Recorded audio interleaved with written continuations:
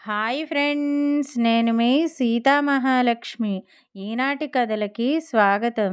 ఈరోజు మనం దెయ్యాల్ని జయించిన బ్రాహ్మడు అనే చందమామ కథని చెప్పుకుందాం. అనగా అనగా ఒక బ్రాహ్మణుడు ఉండేవాడు.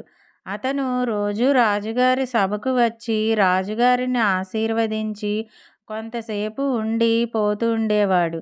ఏమీ అడిగేవాడు కాడు.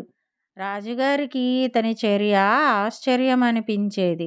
ఒకనాడు బ్రాహ్మడు మామూలు ప్రకారం రాజుగారికి నమస్కారం చేసి తిరిగి వెళ్ళిపోవడానికి వెనక్కు తిరుగుతున్నాడు.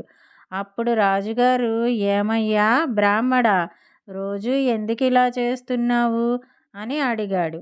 "ఏదో ప్రభువుల వారిని ఆశ్రయిస్తే ఏదైనా చిన్న భూమి దయచేయిస్తారని" అన్నాడు బ్రాహ్మణుడు నసుగుతూ. "ఏం భూములయ్యా, వల్లకాటి భూములు. అందరూ భూములు దయచేయించమనేవారే, ఏదో దాచబెట్టినట్టు" అని విసుక్కున్నారు రాజుగారు. బ్రాహ్మడు అంతటితో ఊరుకుంటేగా, "చిత్తం, ఆ వల్లకాటి భూమి అయినా దయచేయిస్తే" అన్నాడు. బ్రాహ్మడి పట్టుదల చూసేసరికి రాజుగారికి నవ్వు వచ్చింది. ఆ సంతోషంలో, "సరే తీసుకోవయ్యా ఆ వల్లకాటి భూమి" అన్నారు. వెంటనే బ్రాహ్మడు వల్లకాటి భూమి వద్దకు వెళ్ళాడు. అక్కడ పెద్ద పెద్ద చెట్లు, తుప్పలు ఉన్నాయి. సరే, ముందు ఈ చెట్లు తుప్పలు నరికేస్తే తర్వాత ఏదైనా పంట వేసి పండించుకోవచ్చు అని అనుకున్నాడు. ఒక పెద్ద గొడ్డలి తెచ్చి అక్కడ ఉన్న ఒక పెద్ద చింత చెట్టు కొట్టడం మొదలుపెట్టాడు. చెట్టు సగం తెగకముందే దానిమీద ఉన్న దెయ్యాలన్నీ దిగివచ్చాయి. "ఏమయ్యా బ్రాహ్మడా, చెట్టు కొడుతున్నావు? నిన్నేమి చేస్తామో చూడు" అని దెయ్యాలు బ్రాహ్మణ్ణి బెదిరించాయి. బ్రాహ్మడు మాట్లాడలేదు. "ఏమయ్యా, మాట్లాడవేం" అని గద్దించాయి దెయ్యాలు. ఆ మాటలకి బెదరకుండా, "నా ఇష్టం, నాకీ భూమి అంతా రాజుగారు ఇచ్చేశారు" అని మొండిగా సమాధానం చెప్పి బ్రాహ్మడు తిరిగి చెట్టు నరకటం మొదలెట్టాడు. ఇంకా ఊరుకుంటే తమకి ఉండటానికి చోటే లేకుండా పోతుందేమోనని దెయ్యాలు భయపడి బ్రాహ్మణ్ణి ఇలా అడిగాయి. "ఏమయ్యా బ్రాహ్మడా, చెట్టు కొట్టేసి ఏం చేస్తావు" అని.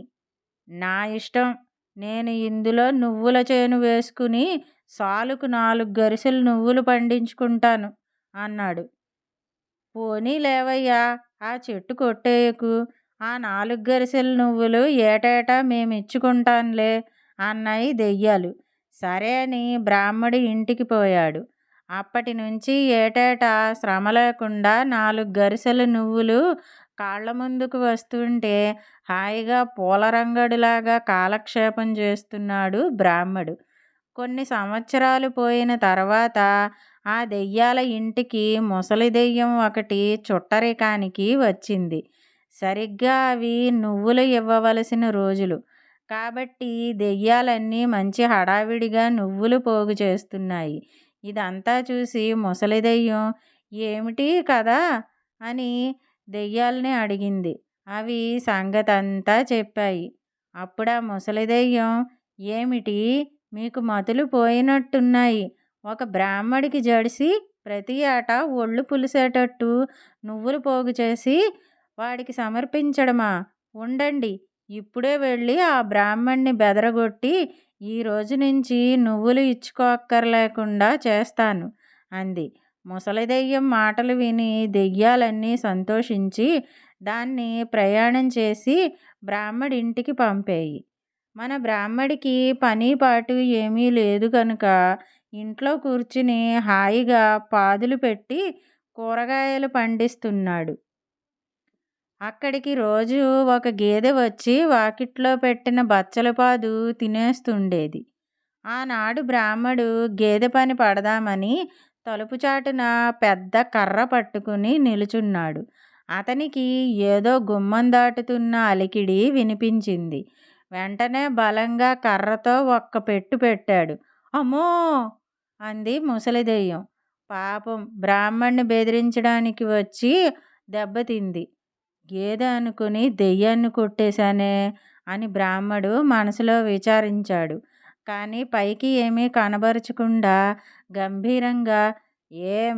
ఎందుకొచ్చావ్?" అని గట్టిగా అడిగాడు. ఇంకా చేతిలోనే ఉంది కర్ర.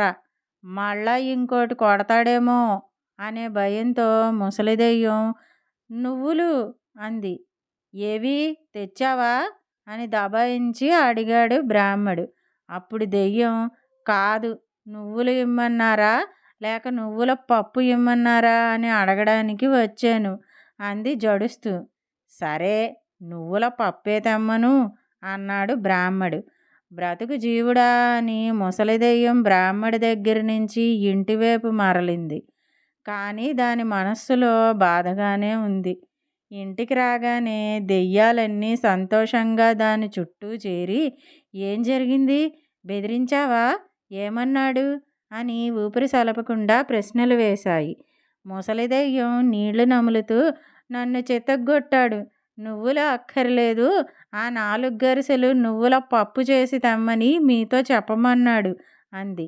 దాంతో అవన్నీ చేరి ముసలిదెయ్యాన్ని "నువ్వు వెళ్ళి మాకు చేసుకొచ్చిన ఉపకారం ఇదా" అంటూ కోపంతో చితగ్గొట్టి దాన్ని చంపేశాయి. ఇదండి దెయ్యాల్ని జయించిన బ్రాహ్మడు కథ. ఈ కథ గనక మీకు నచ్చినట్టయితే లైక్ చేయండి. ఈ కథను మీ స్నేహితులకు షేర్ చేయండి. కథపై మీ అభిప్రాయాన్ని కామెంట్ రూపంలో తెలియజేయండి. మరిన్ని మంచి కథల కోసం మా ఛానల్ను సబ్స్క్రైబ్ చేసుకోండి. మళ్ళీ మరొక మంచి కథతో కలుసుకుందాం.